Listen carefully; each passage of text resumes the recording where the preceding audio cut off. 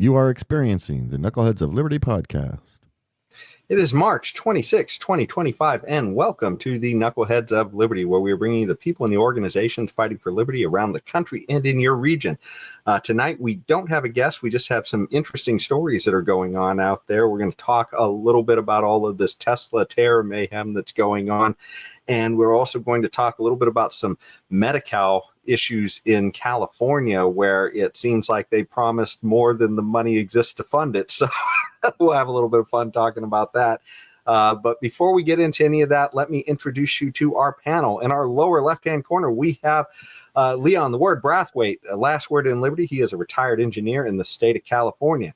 In our right-hand corner, we have Tim Everett, our screaming eagle of freedom. He is a pilot in the state of California. And my name is Jason McPhee, and I'll be your host today. So we always start out with a Liberty quote of the day to kind of get the ball rolling. This time is not super tied in. We actually thought we might have a guest that this might be tied into, but anyways, it's still a great quote, and I think it's worth discussing. This is Anton Scalia, and it's a quote about the Constitution, and he's somebody who's kind of considered an originalist, and so I think this quote really kind of strikes what that's about. So he says, "The Constitution that I interpret and apply is not living, but dead, or as I prefer to call it, enduring. It means today, not what current society, much less the court, thinks it ought to mean, but what it meant when it was adopted."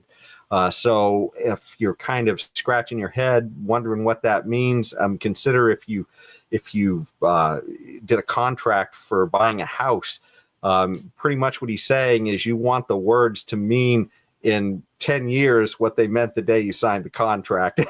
People don't change their mind on what the meaning of that contract meant farther down the line. So, and this does, present a few challenges because the Constitution has a few words that are a little bit unclear, but otherwise, I mean, I agree with, that interpretation. I just can't imagine having a contract that changes on you. What do you guys think? What are your feelings on this particular quote and this view of the Constitution? Tim, you can go. Oh, okay. Yeah, I agree with it. I'm an originalist as far as interpreting constitutional verbiage, such as the word regulated in the Second Amendment, talking about well-regulated militia. Today's average government-loving person, whoever they may be on whatever side of the aisle, will think, oh boy, that means, militias are regulated by the government. The big daddy government is going to, have all kinds of rules and regulations about them. But in the time the Second Amendment was written, it meant that it was a functioning militia, that it functioned well, like a well-regulated clock or a well-regulated oven or whatever it might have been in use at the time, is that it functioned well. And so to interpret something as important of a word as regulated in such a profoundly different way is just, it's ludicrous. I mean, it's how it was written at the time it was written, not how words change over time, which they do. The meanings of words, they're added to. It's not like they lost the word, or the meaning of well-regulated. It's just, it's now, other meanings too. And even back then, I mean, you could have thought of it as also meaning in terms of regulation from someone above, someone handing down rules and regulations. So, but it was clearly meant in the time that they wrote the Constitution. And thankfully we have the words escape me now and again. Well, Tim, just to jump in for your point, like, when people talk about gun ownership, I mean, everybody back then kind of owned a gun. It was just like a tool you might have had around your house, right? I mean, that was, people did their own hunting, and they were expected to participate in a militia if they needed some defense. So, it seems weird that, to think that we wouldn't have had anything like that. Right. Yeah. Of course, hearkening back to the verbiage and its meaning, Leon, help me out. When What are the you looking for? What are you looking for? when the founders were writing about how they came to these interpretations and these things that they put into the Constitution, the Federalist Papers. The Federalist Papers we're thinking about. Yes. Yeah. So Okay. fortunately, that's what I was trying to allude to, is that fortunately we have the Federalist Papers to define exactly what they meant about everything. And so, Yes. without that, maybe you could make a case for some ambiguity in one part of the Constitution or another, but with the Federalist Papers, I mean, it's just cleared up. So it's plain as day. So we know what they meant. We know what the words meant, and now it means what it meant when it was adopted, like he says. So what else, Leon? What am I missing here? Anything? Well, I mean, I think you basically covered the points, but I want to get something a little more general in here. I think a living, breathing constitution is one of the most dangerous things to the republic. Why is that? Because if this thing could be interpreted just in terms of what's going on in our modern society, that means judges shall rule us. The unelected branch of government, okay, shall be able to rule us, okay? They can make up whatever the hell they want, whatever interpretation they want, and they can rule us. And we're seeing some of that going on right now with some of these rulings we're seeing against the Trump administration. Most of those things, most of them, I would probably venture to say 90% of them have no basis in law or in the Constitution. And yet we have these judges stopping the federal government run by Donald Trump, who was elected by us, the people.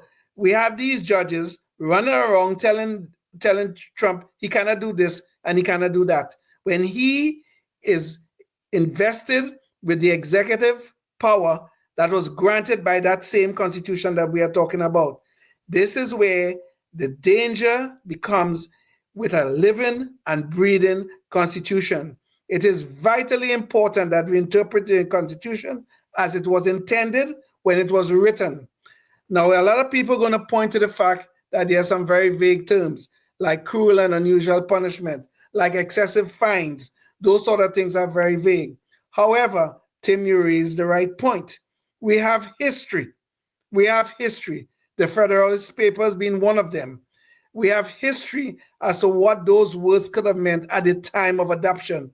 And we should use that history to interpret the Constitution. If we don't like the Constitution as it is written, we have a way and a method that is laid out in that very Constitution of how we can amend it. We don't need judges to be sitting on their asses and trying to tell us what the words mean in modern times. Pardon my French. I do think, though, that some of those are a little bit easier those gaps are a little harder to bridge than it sounds, though, like things like unreasonable. I mean, I think about, like, what one of our Supreme Court justices, Ketanji Brown, struggled with is, what is a woman, right? I mean, she's not even sure about that. And I mean, if you're literally going to say that, what's reasonable and unreasonable, I think people wouldn't have imagined that we would be struggling with words like that today. So I mean, who knows what they were struggling with back then too, I mean, things that, so I think some of those things, but yeah, for the most part, I completely agree with you, Leon. I just think some of those words that are a little squishy, those kind of do leave gaps that are kind of hard to bridge. So while I would agree, some of these things might be difficult to bridge. We go back to the history. I am sure. Okay, let's suppose we had this idiot who of a Supreme Court justice who don't know what a woman is, because according to her, she's not a biologist. Well, fine. Okay, that is your thinking. Today, we have history. I am sure we could go back in history and find out what they meant, what the founders meant when they wrote woman or person or whatever else, or whatever history it have to guide us. we could go back and find these things. So even though we may not be able to perfectly bridge the gap, I will contend that we can make enough progress from the history to give us proper interpretations of that Constitution in modern times. All I mean, Leon, think if we wrote the Constitution today and somebody were looking at that 50 years from now and they say, oh, well, it says woman right here, for some reason that's in there. And then they go back to what we meant today. And it's like, what the hell did they mean back then? so that's all I meant. But, but yeah, so it's a little bit tough to maybe bridge some of those words. But yeah, for the most part, though, I think we're mostly all in agreement here that it would be a scary world to have judges ruling us by just whatever the flavor of the day is on most of these meanings, if that's the way we were going. Exactly. So, and by the way, this is a big deal right now because Trump is doing a ton of things that are challenging our understanding of the Constitution. Like one of those things is birthright citizenship. And we're going to kind of talk about a subject that's related to that a little bit later in the show. But he is essentially saying, hey, look, do they have the right to be born on American, or if they're born on American soil, they're automatically a citizen. And there is a few words in that clause that I guess makes some doubt in the sense that, well, if you're subject to another rule or another jurisdiction, the laws of another jurisdiction, then it wouldn't necessarily apply to you. And certainly we see this with, like let's say, for instance, an ambassador was here and they had a kid. That doesn't mean that their kid is an American citizen. Right. So I think that these are some of the exceptions we've seen before, but this is going to be put to the test, and we're going to see new rulings on this happen, of what was meant by the Constitution way back when that 14th, I think, amendment was signed. The 14th Amendment, yes. Yeah. Yes. But which was a little bit after the original Constitution, but, just some of the amendments we've made over time. So. Well, just as a matter of principle, first of all, I don't believe people should get benefits because they break the law to start with. Okay. I really don't. Okay. But that does not in and of itself mitigate the tenets of the 14th Amendment. However, I think there's case law on both sides to deal with this issue. Okay, one of them was I forget the case was a case involving a Chinese immigrant. His parents were here, but they were here legally, and then the U.S. government tried to forbid. The son went to China, and they tried to forbid him from coming back into the United States, bar him from coming back. But the courts eventually ruled in the favor of the son because his parents were here legally. So this particular situation have never been tested as far as I know, where an illegal immigrant broke all laws, came into the United States, had a kid here. Should that kid automatically be an American citizen? That have truly never been tested. Yeah. And it's at the time, that they wrote the Constitution, and even, when they wrote that amendment, I mean, most countries, they don't just give you carte blanche if you're born there. Most other countries in the world, there's exceptions, and like you have to have some stake in the country for most people, most places in the world, if you're born there and you're going to wind up being a citizen. So this is, and by the way, the reason for the 14th Amendment as well, it was for dealing with the problem of the freed slaves and the idea that some people wanted to ship them all back to Africa. Yes. And that would have been pretty darn cruel and unusual to force them to go back there. So the idea was they wanted a quick fix, and this was the way to do it. Well, if you're born here, boom, done. But they didn't quite maybe think it through as far as making sure the language was totally clear. But I guess we're going to test that, as we of course. Forward. I mean, there's no doubt that this thing is good. This executive order by Trump is going to end up in the hands of the Supreme Court. There's no doubt about it. Yeah. Okay, I just want to verify something, make sure I got this clear with you guys, that you both feel the same way about this. So let me run it by you. So in a country that has 3 branches of government and a system of checks and balances utilizing those 3 branches of government, none supposedly having more power over the others under the Constitution. Then yes, you guys are saying it's really awful, horrible that a judiciary is trying to limit an executive on something they feel is unconstitutional. Is that what you guys just said? Did I hear that right? Yes. That's not what I said, but maybe that's what that. So Leon, you are trembling in fear that that a judicial branch person puts the constitutional kibosh on an executive branch person. Is that what you're telling me? Yes. And let me tell you. Let me tell you why. Let me tell you why. Article 2 gives the president certain powers and authority. Okay, it does. Now, there's only one exception to the power and the authority of the president. That is, whenever, if for instance there's a clear violation of someone's constitutional right, then the judicial branch can tell the executive what to do and what not to do. Case in point, when the Japanese internment during the Roosevelt administration, those were clear violations of constitutional rights. But look at what we're talking about here. We have judges telling Donald Trump he have to hire back certain people. He cannot fire certain people. Where do they get this authority? Where? They cannot tell Donald Trump to do or not to do that. They cannot. There's no constitutional right violation here involved. If there was, please cite it. There's none. So they cannot be telling a co-equal branch of government who has as much authority as they do what to do in this case. They can't. I thought you were referring to when Trump rounded up all the bad guys from that Central American country. Venezuela. That is in question too. That is in question too. Okay, so hold on. Don't get excited. So you're saying that in a situation where you round up a whole shitload of people, did I say that? Oh, you can cut that out.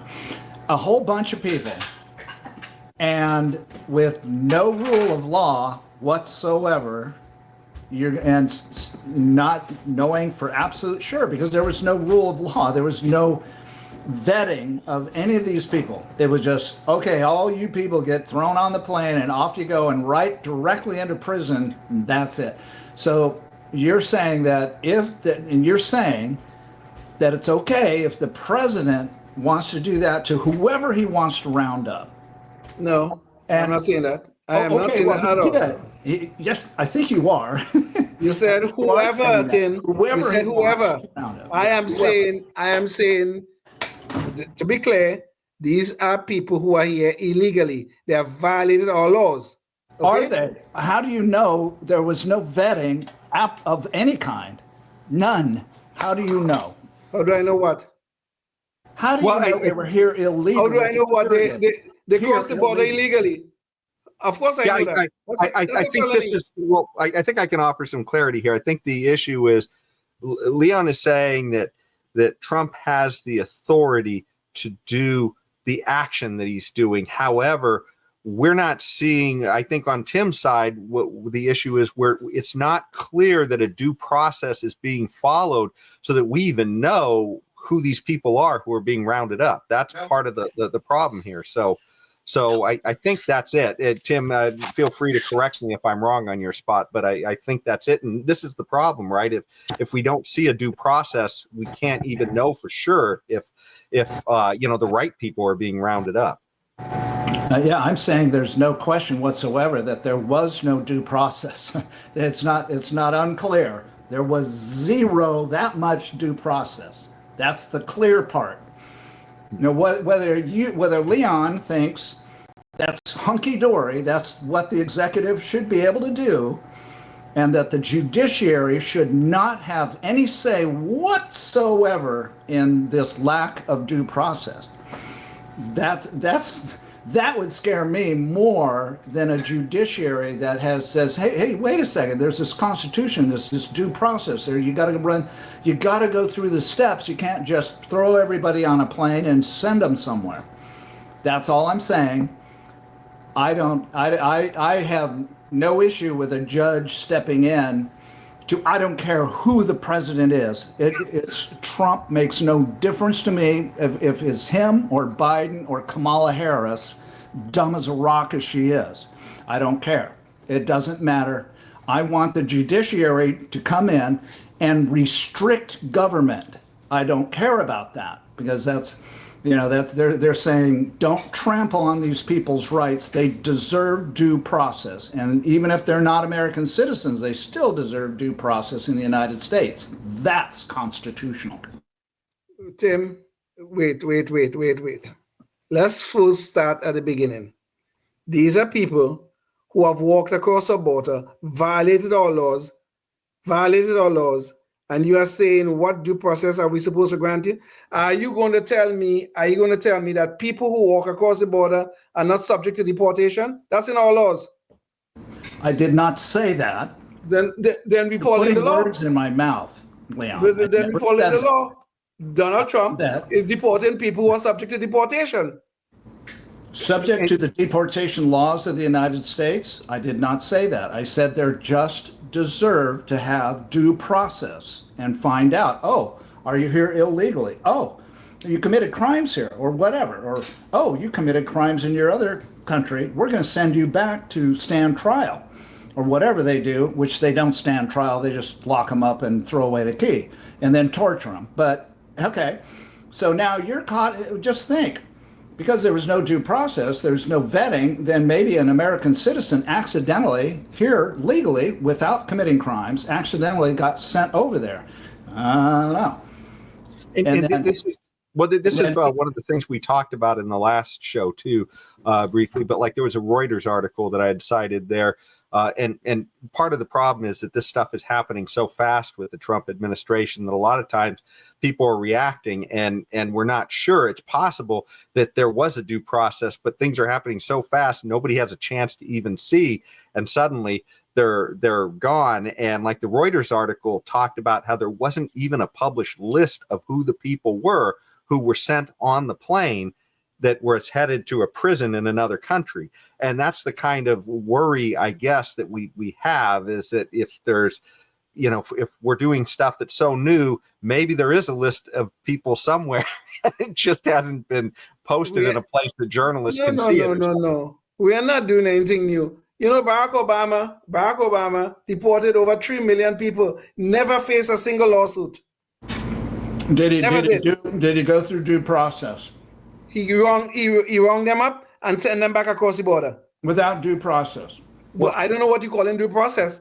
We already know these people have violated our laws and they're not American citizens. What are they subject to? Well, at least there is a due process with respect to the policy of the of ICE, where they have immigration judges who will hear these people's cases. And so that's part of the whole issue that Biden was trying to say why he had to release everybody, because it was taking so long for the immigration judges to hear the cases that he just said, I have no option other than to let them all come into the country.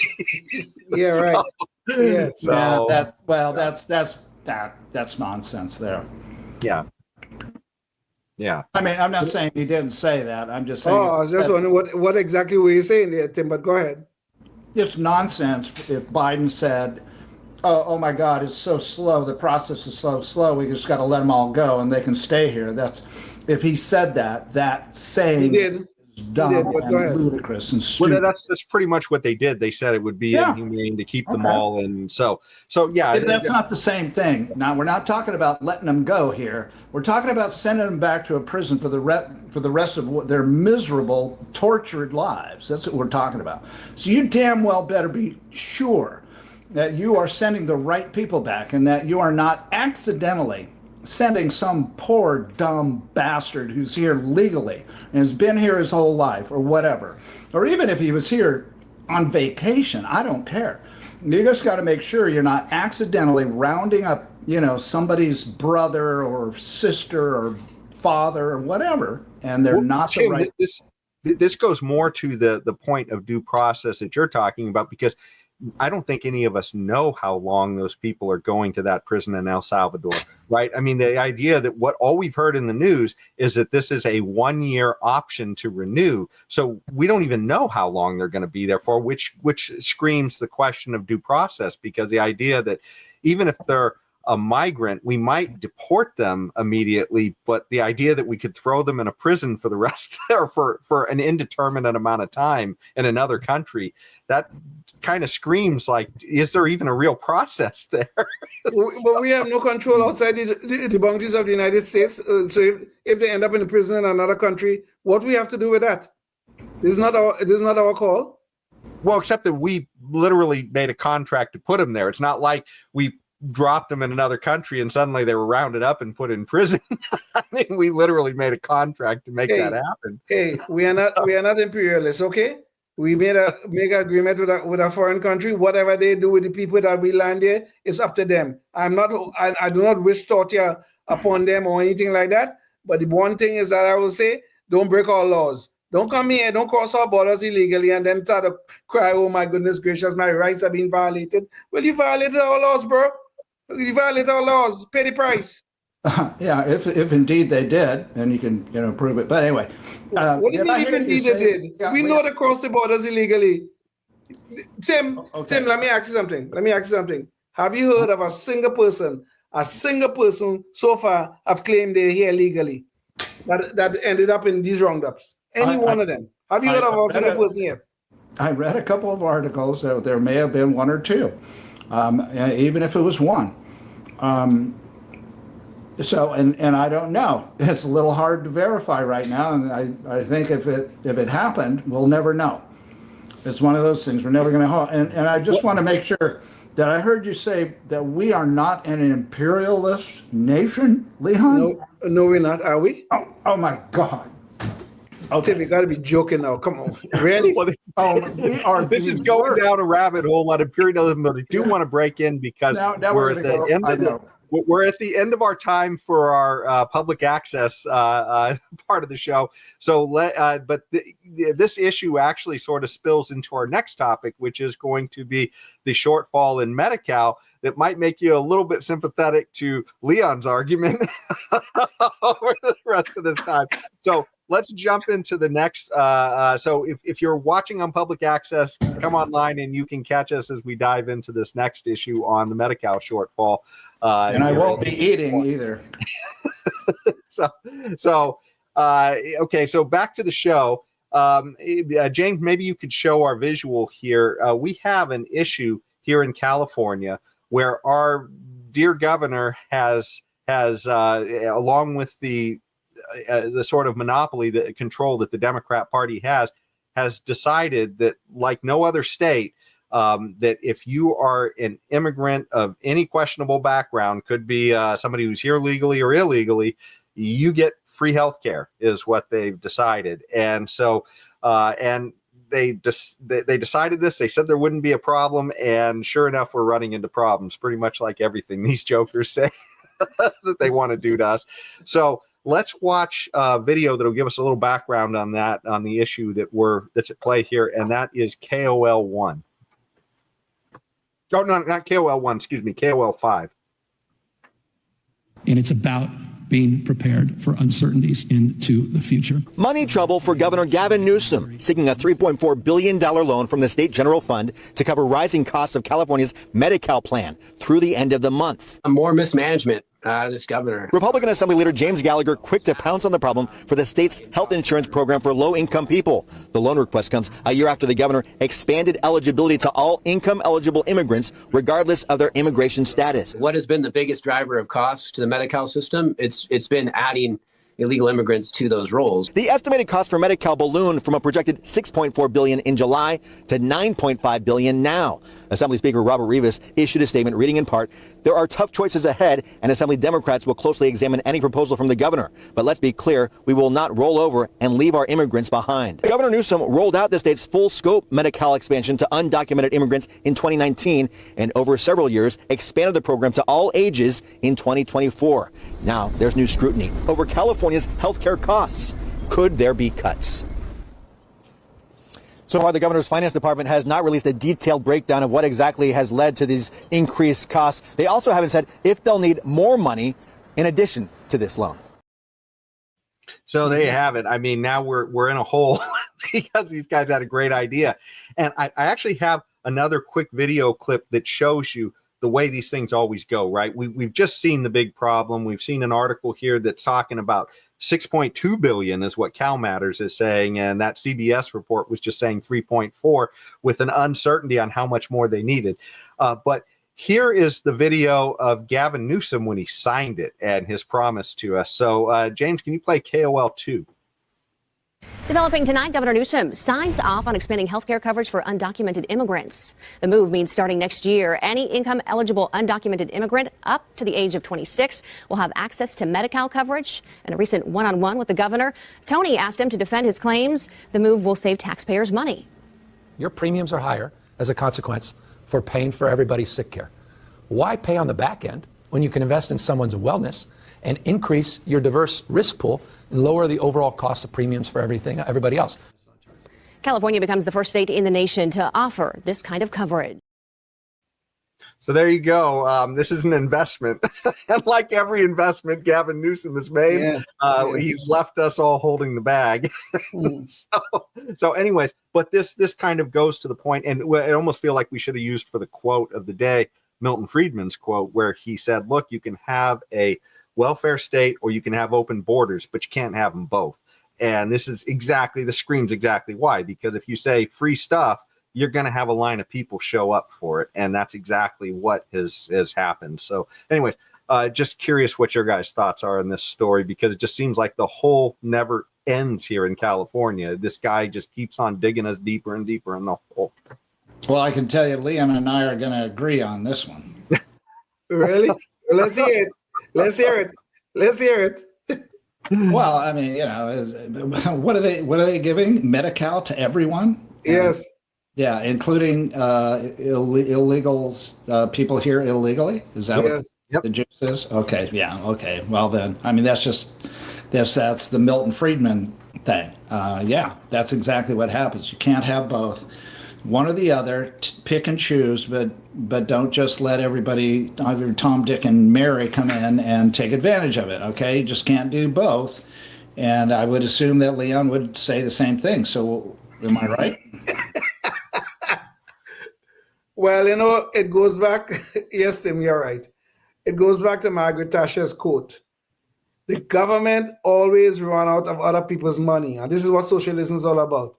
It looks so nice and wonderful at the beginning, and then they run out of other people's money because they can't keep on taxing people indefinitely. You can't do it.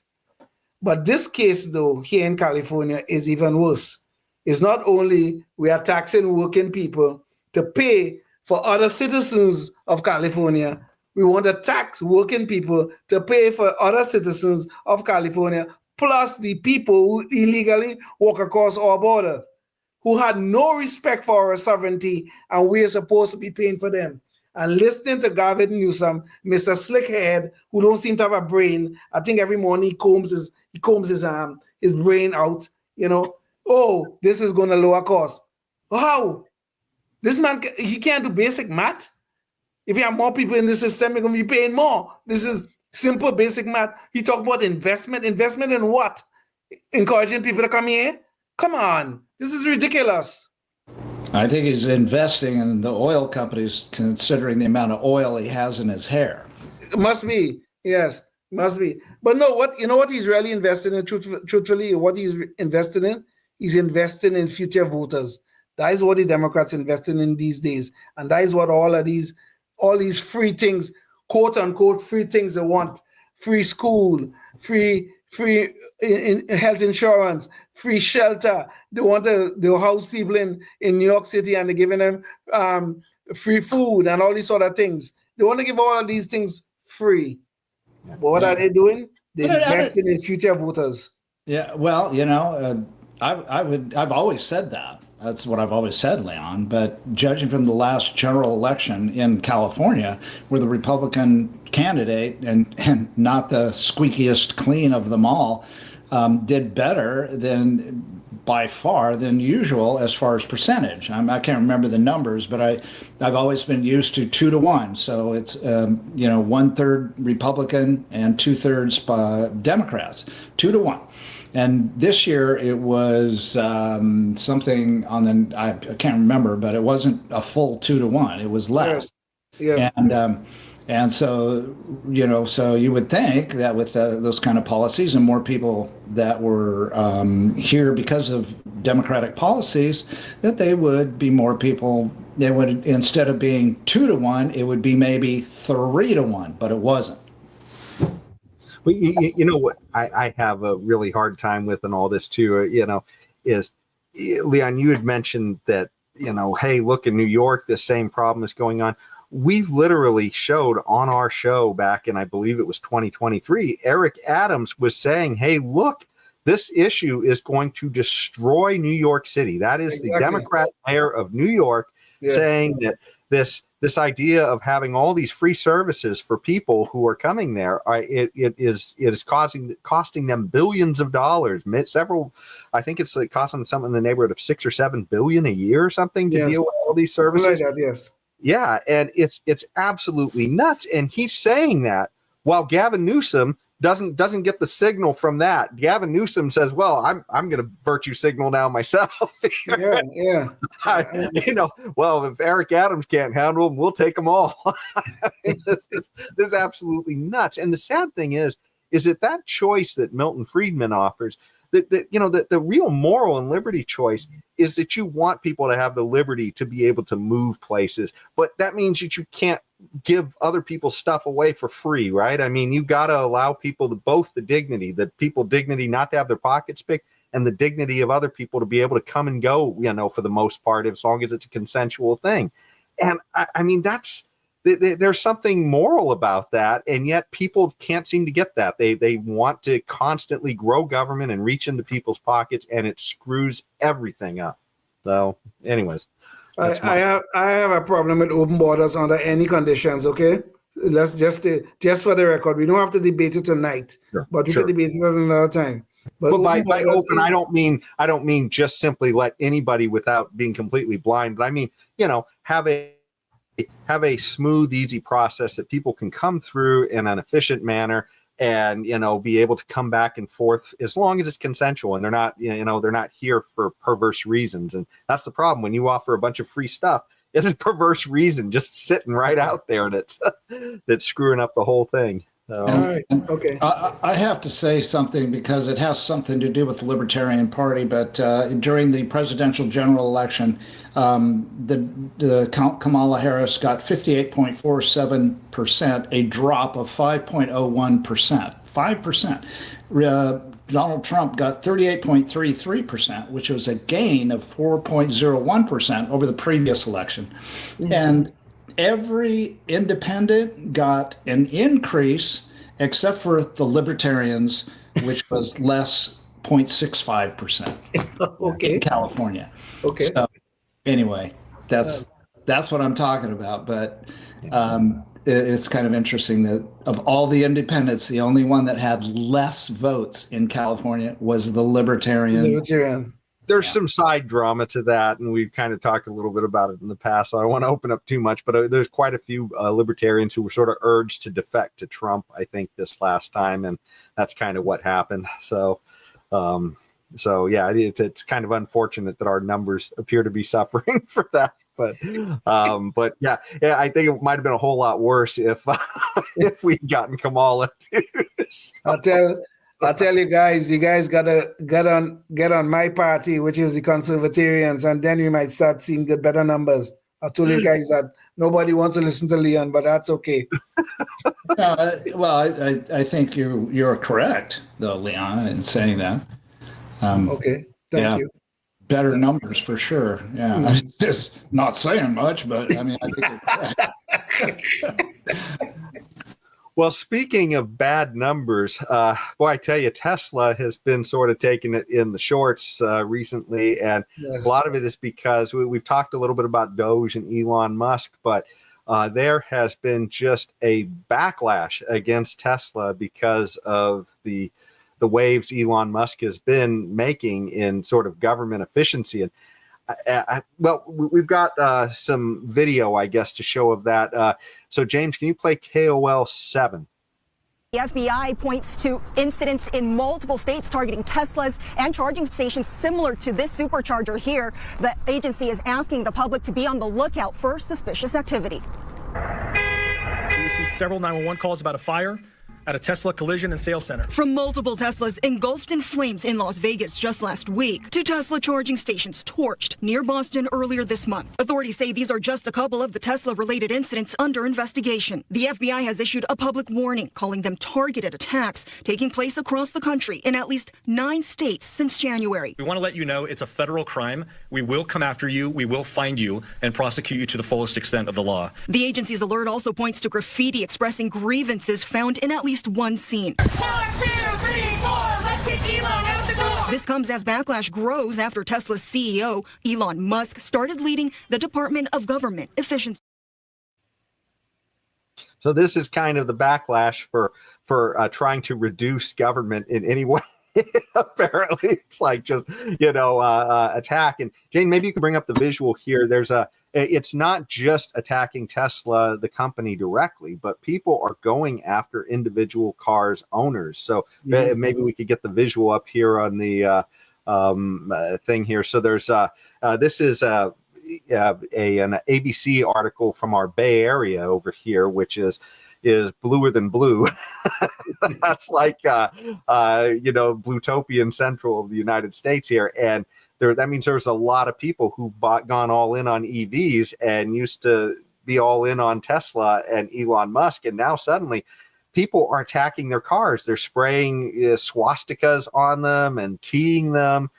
So this is just nuts. And it's gotten to the point where, aside from the violence and all of the damage people are doing, now, the administration is actually saying, hey, look, we're going to start going after these, as they're starting to use the word terrorism. And I have a video clip here real quick that I wanted to show, because it is our Attorney General literally saying it. So, James, can you play KOL 8? These are Molotov cocktails. That could be a weapon of mass destruction that they're throwing in Tesla dealerships, that they're lighting these Tesla charging stations on fire that are in residential neighborhoods. I mean, it could cause tremendous damages. And people need to know the 3 people in custody right now, they will receive severe and swift consequences, and they are facing up to 20 years in prison. We are not negotiating these. We are not coming off these charges. We are looking at everything, especially if this is a concerted effort. This is domestic terrorism.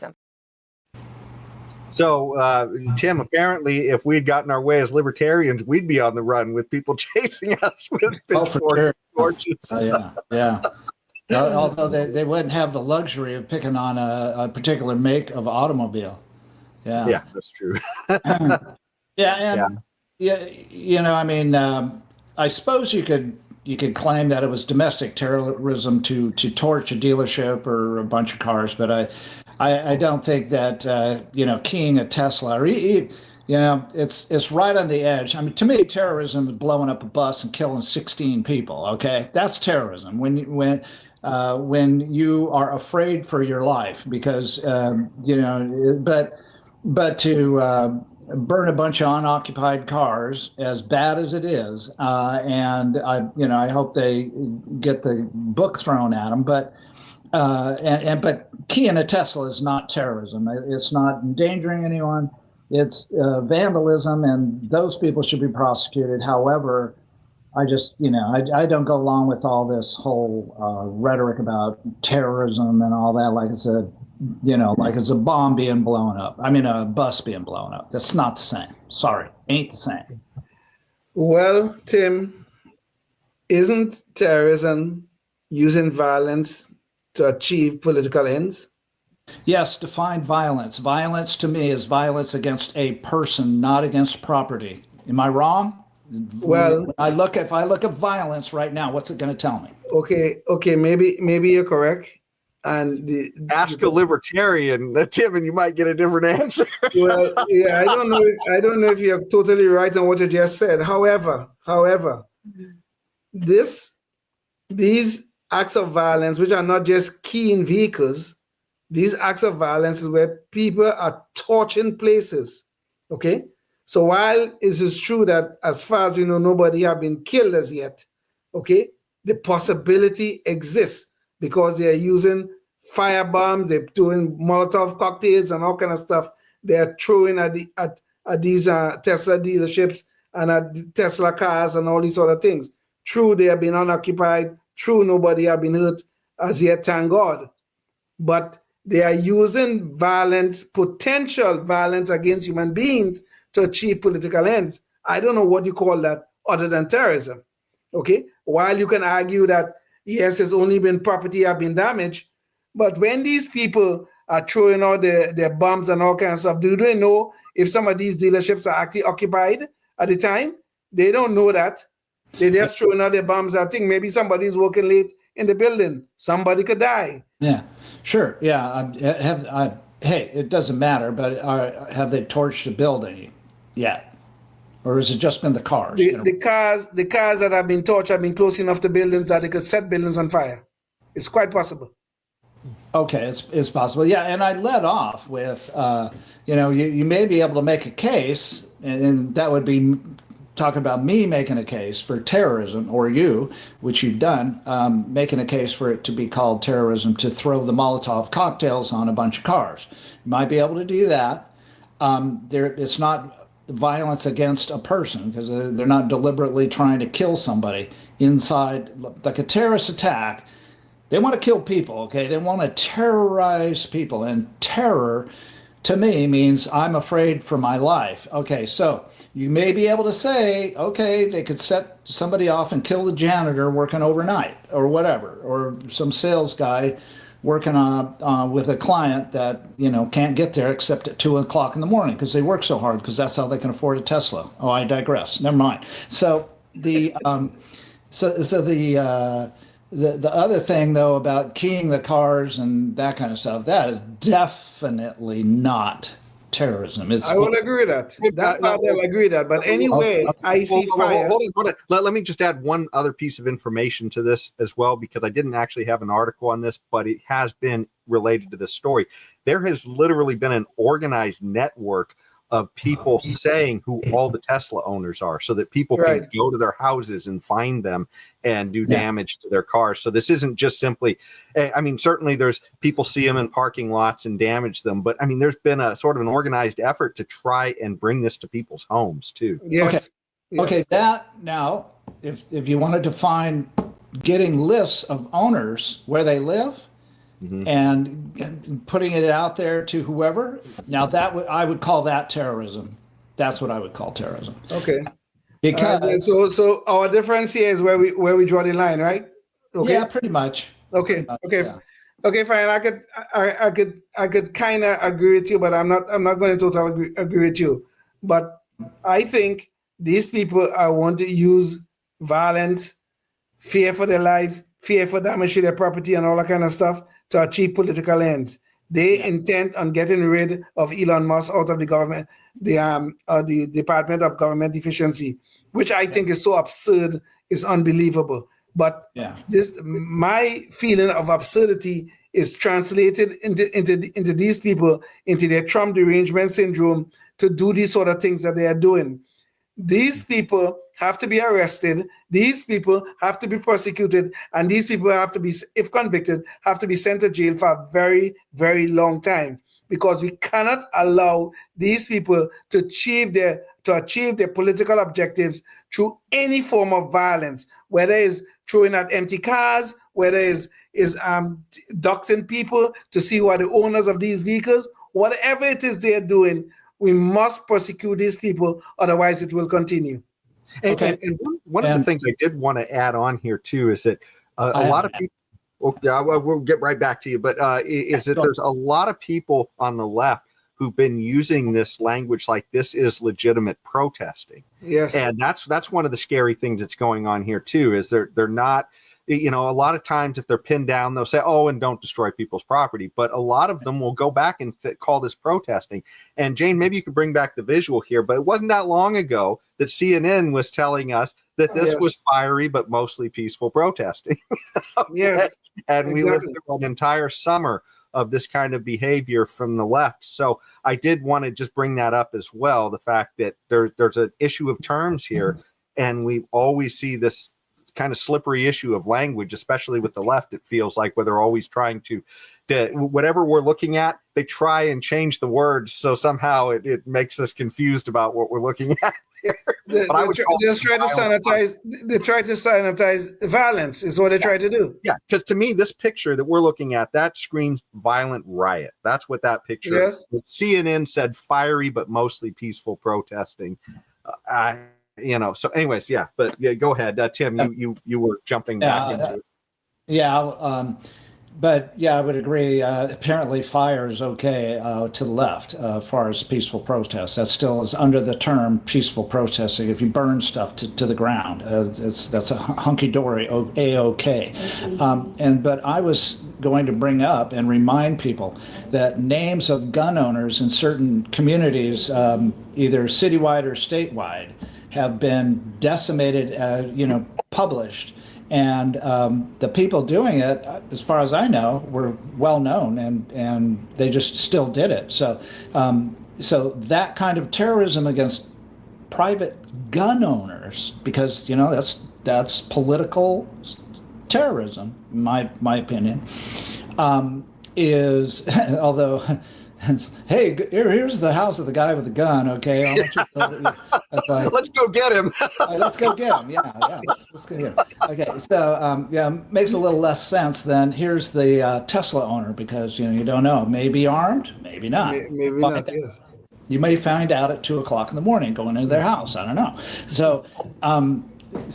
But and as far as I know, nobody was punished. There was no left or right or anybody, be right in this case, nobody complaining about their names being disseminated out.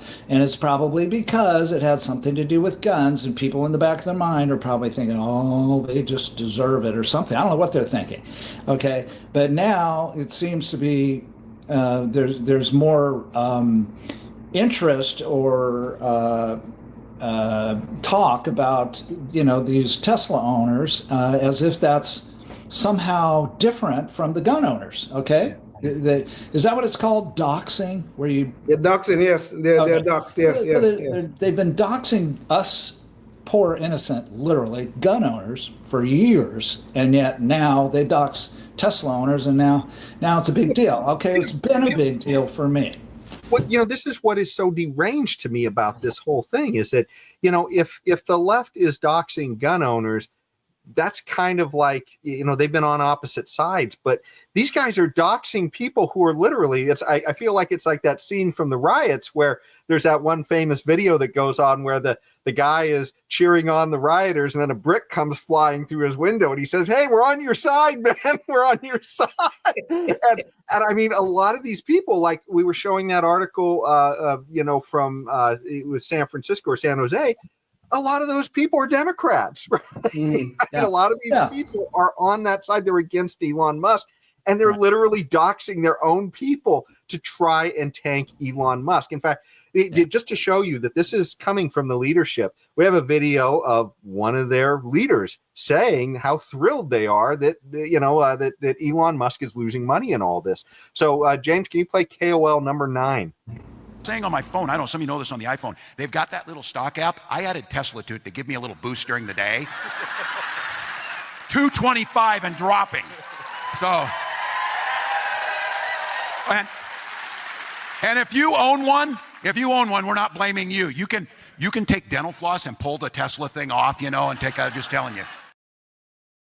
And what kills me about this is here he is clearly just cheering this stuff on, the idea of getting his crowd revved up about this. But then he comes in, then they say that he's walked that back, but let's actually watch the video of him walking it back, because it doesn't really look like he walked it back very much to me.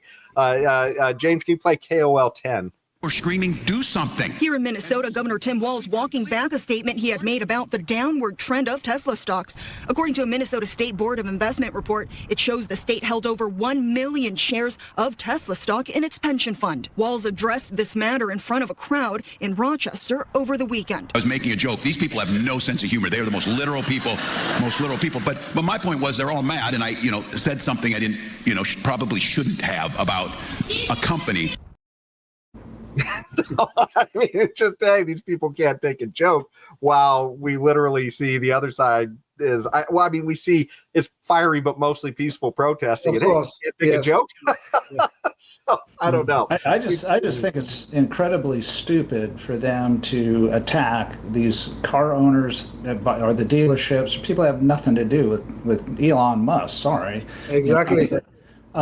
But what they're going to do is just drive people, the other direction, and if anything, I mean, it's certainly not going to go, oh gosh, I feel so bad about having that Tesla. I'm going to sell it, and I'm going to start voting. Well, they probably were already voting Democrat anyway. So I mean, it's ludicrous for these people to think they're going to gain political weight out of all this, I think. Well. I mean, between the COVID lockdowns and all the violation of our civil liberties, and this series of political violence we are seeing coming from the left, and all of it have come from the left so far, what we are seeing here is the true nature of the left in America. And all of the left is associated with the Democratic Party. And I want these people persecuted, but I'm glad to see them showing their nature. And I hope they continue, but, we prosecute them along the way. And I hope these people never win elections again, quite frankly. Yeah. And that idiot that they just showed, Jason, Tim Walz, he almost became the vice president of the United States. Thank God he did not. Well, the other thing, too, I think about is this is more of an indication that the left and I guess, for sure, the Democratic Party, and I say that because Rand Paul, before the election, had an amendment, not an amendment, but a resolution or something before the Senate, and everybody voted on it, to reduce, or at least look into reducing a little bit the expenditures of the federal government. And it was really modest, super modest. But even that, not a single Democrat voted for it, and hardly any Republicans, just a handful of Republicans. So it failed, obviously. Yeah. So the point of it all being that if they're burning Teslas because of Elon Musk trying to reduce expenditures in the federal government, it just goes to show that the Democratic Party and liberals in general do not desire to reduce a single dime, not one penny from the federal government's expenditures. And we are hurtling, in my opinion, toward fiscal doomsday eventually. It's just the writing's all over the place. $36 trillion to $37 trillion debt. That means we all individually owe about a couple $100,000 essentially, which is nuts. Right, and that's the tip of the iceberg. The other part is, all this debt that's going to be renewed here coming up. 75% of it is going to have to be renewed in the next 3 years, I believe. Who's going to buy off that debt? Huh? At a higher percent than what they've been used to in the past. Correct. Exactly. And who's going to buy it? Number one. And then of course all the moves to get out from underneath the dollar as the world's reserve currency. That happens, and you can just kiss all this debt goodbye because no one's going to buy it. Okay, and there's move toward gold in all the world's central banks. And countries are all going toward gold, especially our enemies that have a, they have a chunk in the, especially the Chinese, have a chunk in the world economy. So all this stuff spells doomsday for the American economy. And anyway, if we don't get bombed with nuclear weapons to infinity first. I'm not as pessimistic, Tim. I am not. I think Elon Musk is doing good work. I think he's making good progress, and I think this man is gonna help save this country. He and Donald Trump will save this country. He is, but you do know that the spending will not stop. That requires Congress. You know that, and of course Rand Paul. Once again, he's on the lead to make the Musk little fun stuff going on with Musk into actual law. And he didn't put it that way, but he did say to codify these changes in spending. Okay, because without it, okay, none of this matters, Leon. None of the work that Musk has done makes a difference, one dime, okay, to the expenditures of the federal government. You do know that. I'm not questioning any of that. Okay. But I am saying the trends are looking good. That's what I'm saying.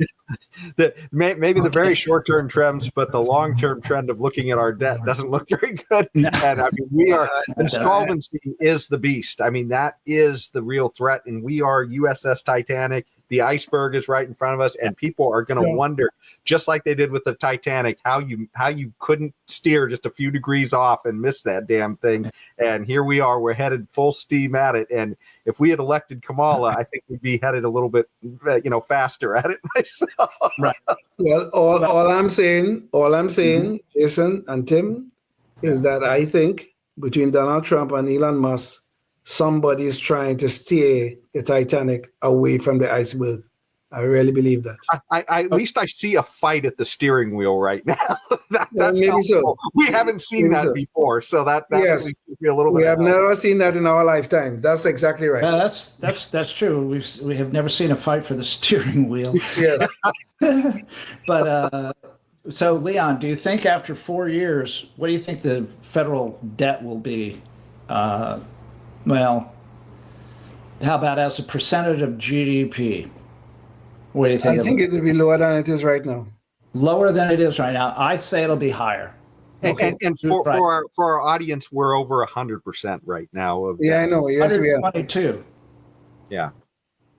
If I'm not, let's see, make sure I got that right here. I think you're right. I think you're right. I just want you guys to know out there, if you're watching us, economists will always tell us, well, 60% would be a real concern. And then it was 70 or 80%. Yeah, that would be a real concern. Let me blow past 100. Well, okay, 110 would be a real concern. Yeah. So it is currently 122.56% of GDP. In the year 2000, just 24 years ago, it was 58.59.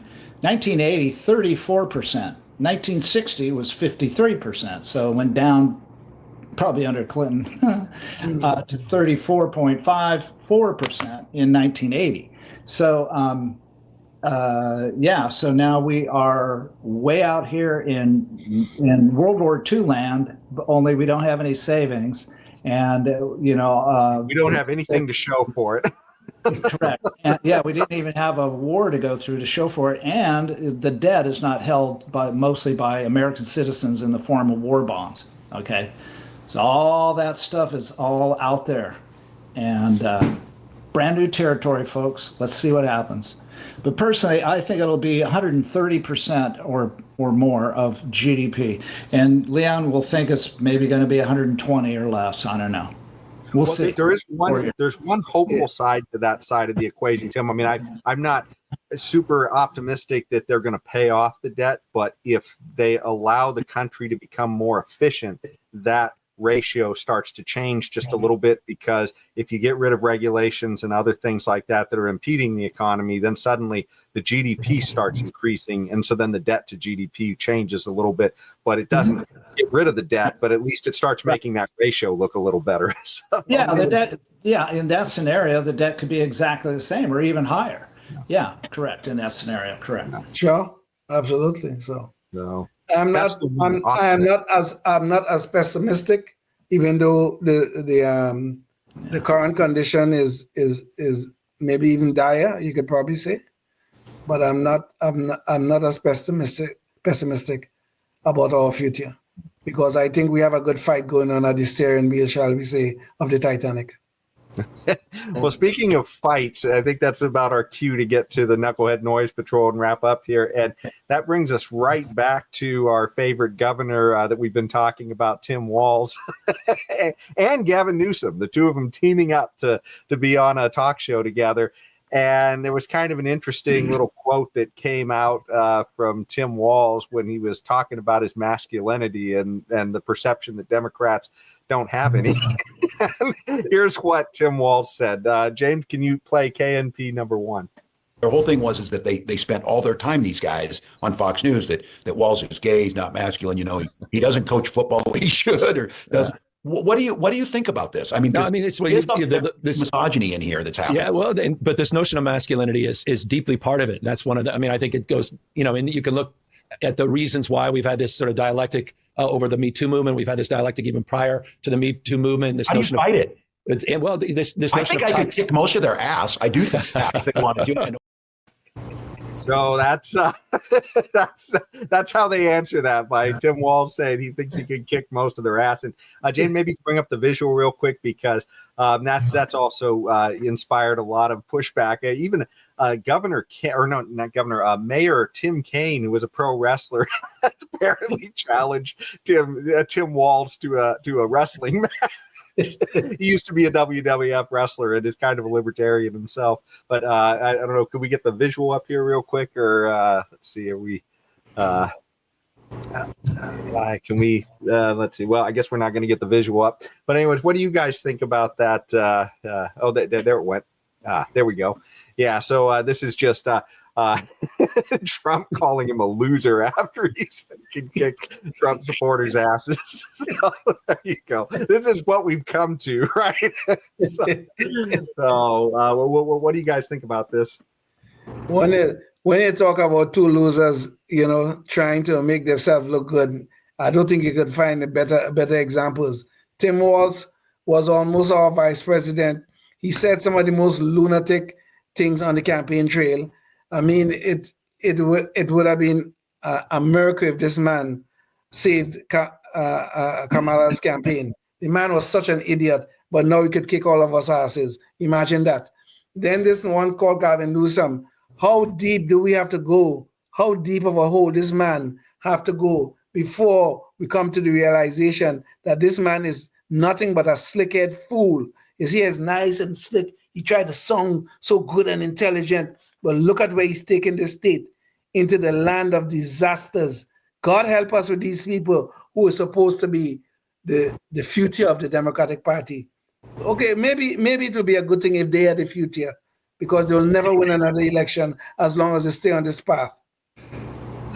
Well, definitely Tim Walz is a loser because he lost, but I wish I didn't have to say, but Gavin Newsom is a winner when it comes to politics, and I think he's going to be around a lot longer than he should be, and unfortunately, but he keeps winning. He just stayed on as governor. He keeps winning every election for governor. He just you can't get rid of this guy. Okay, so he's obviously. At least in California. I don't know about national. That is what I was just going to say. He is a winner only in California. Only in California. Okay. I like to think of him more like a survivor, like a cockroach that can survive any disaster that he creates. Right? But there was a funny clip, and I don't remember if we ever showed it on our show before. But Pat Betrick David from the Valuetainment, he was on Bill Maher's show. and Bill Maher and him were having a discussion. And this was about the winner issue that you guys are talking about. And Bill Maher just thinks, just like you guys are saying, that Gavin Newsom is a winner. Boy, he's such a winner, and that's why I'm supporting him, is what Bill Maher was saying. And so Pat Benatar said, you know what, Bill, you're a numbers kind of guy, right? You're a results oriented guy, right? And he says, yeah, what do you mean? Of course I'm a results oriented. He says, okay, well, so you think he's a winner. So what can you point to that he's ever done well in California? Yes. And Bill Maher couldn't think of anything. Exactly. He kind of got mad and he said, oh, you're not going to pull that on me, are you? All he wanted was one piece of evidence of something good this guy has done. Yeah. He couldn't think of anything. Yeah. I was like asking Kamala what would he have done different from Biden, and she said she was in a friendly environment. She was on The View. Yeah. What would you have done different from Biden? Nothing comes to mind. Imagine that. Okay. She keeps steering right toward that iceberg. Yeah, man. No, she was speeding towards it. Well, I can't think of anything else. So, unless you guys have any final thoughts, I guess we're ready to wrap up the show. So thanks everybody so much for watching us. And, until the next time, think of something that you can do in your community to advance the ball for liberty, because as we show, they are picking your pockets and coming at you from every direction to take away some of your liberty. And if you don't get up off the couch and figure out something you can do in your community, we ain't going to have it. So, think about it before the next show. Thanks so much for joining us. Until next time, stay tuned and stay free. Yes, indeed. Life, liberty, and the pursuit of happiness, always and forever. Thank you for listening to the Knuckleheads of Liberty podcast. Find us on Facebook, Rumble, YouTube, your favorite podcast network, and at knuckleheadsofliberty.com.